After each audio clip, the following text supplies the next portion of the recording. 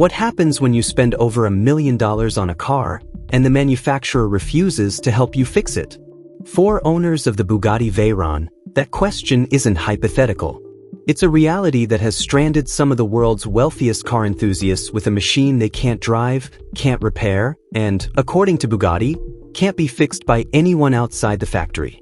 At the center of this story is one of the most sophisticated and secretive components ever fitted to a road car, a completely sealed gearbox that Bugatti designed to be replaced, not repaired. But two men refused to accept that answer. And what they uncovered changed how the automotive world thinks about ownership, control, and the limits of manufacturer power. To understand why this matters, you first need to understand what makes the Veyron's gearbox so unusual. Most high-performance transmissions, even complex ones, can be opened, inspected, and rebuilt. Worn components can be replaced individually. Skilled technicians can diagnose internal failures and address them surgically. That's how the industry has always worked. Bugatti chose a different path. The Veyron's 7-speed dual-clutch transmission is a sealed unit. It was never designed to be opened, serviced, or repaired in the field. When something goes wrong inside, there is no official procedure for fixing it, only one solution: replace the entire gearbox with a new one. The engineering rationale isn't entirely without merit.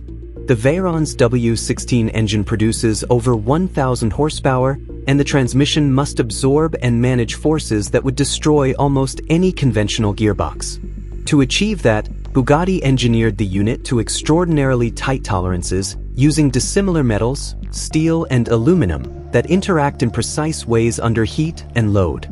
The company argues that the internal environment is too sensitive for field repairs, that even minor contamination can trigger galvanic corrosion between those metal components, creating failures that compound rapidly and unpredictably. That argument becomes harder to accept when you see the price of the alternative. A replacement Veyron gearbox costs in the region of $300,000. Not the cost of fixing your gearbox, the cost of swapping it for a new one. On top of that, Bugatti expects the entire drivetrain to be removed for the replacement, adding months of labor and downtime.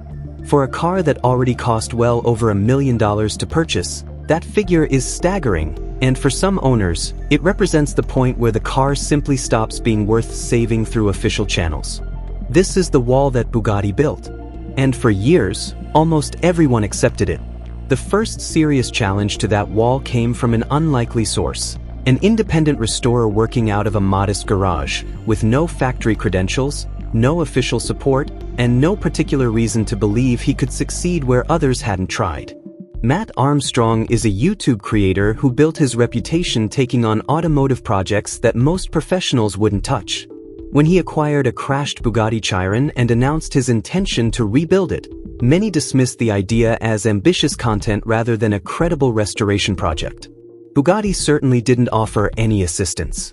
The company's response to Armstrong's inquiries was guarded and minimal: supportive statements from a CEO, silence from the parts department. But Armstrong didn't need their blessing. He worked methodically through problems that had no established solutions, documented every step publicly, and gradually demonstrated that Bugatti's fortress had gaps in it.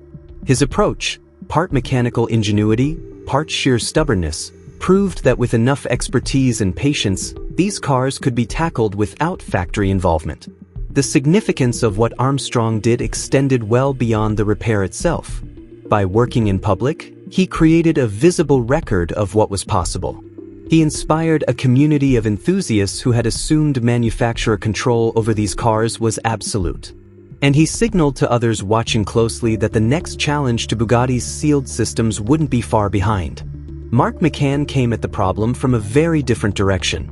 A multi-time British and world champion racing driver, McCann built a YouTube presence around high-stakes car projects and a collection that reportedly includes some of the most valuable machinery on the road. He is not someone who stumbles into expensive mistakes. So when he acquired a Mansory-modified Bugatti Veyron for approximately £1.2 million, he did so with his eyes open, knowing full well what he was getting into. The car's history was extraordinary, and not in a good way. It had sat disassembled across 2 separate garages for more than 3 years, defeating every previous attempt at repair. Its Mansory conversion, a package that added more than 400,000 pounds in modifications and visual enhancements, had been partially undone by years of neglect. Much of what appeared to be bespoke carbon fiber bodywork turned out to be vinyl wrap, a cosmetic deception that compounded the car's already serious mechanical problems. And at the center of everything, the gearbox was dead, unable to engage reverse, and suspected to be in far worse condition internally. McCann learned about the car not through any public listing, but through word of mouth, a reminder of just how secretive and self-contained the world of ultra-rare hypercars really is. He bought it knowing it had beaten others before him.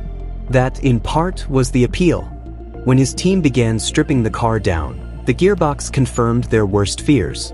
Galvanic corrosion had taken hold inside the housing, a chemical reaction between the steel and aluminum components, worsened by contamination introduced during previous, unsuccessful repair attempts.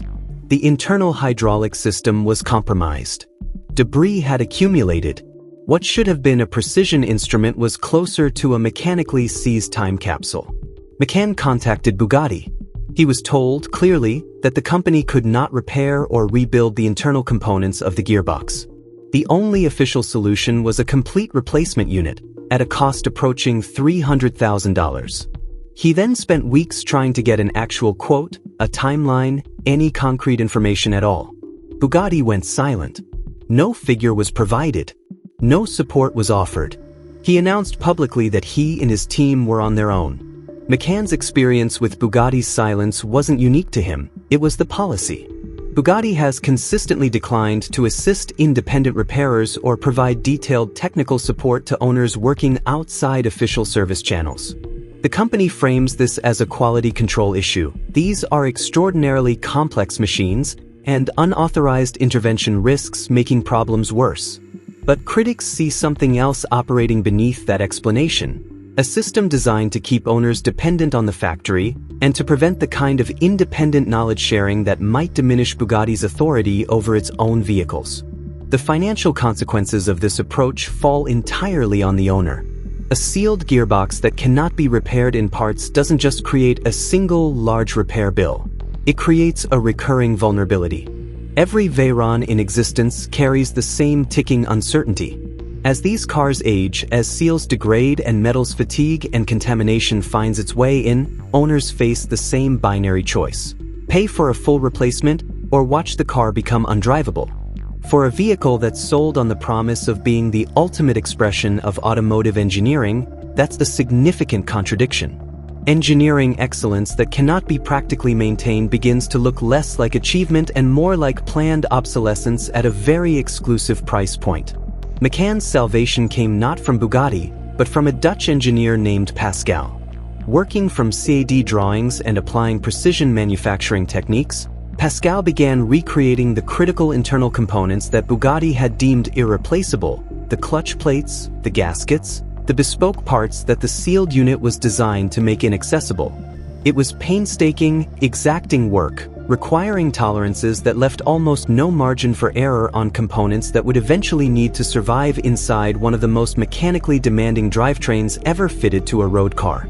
What Pascal and McCann were doing, piece by piece, was dismantling the premise of Bugatti's strategy. The sealed gearbox wasn't sealed because the technology was inherently unrepairable. It was sealed because Bugatti had decided it should be, and that decision, it turned out, could be challenged with enough engineering capability and determination.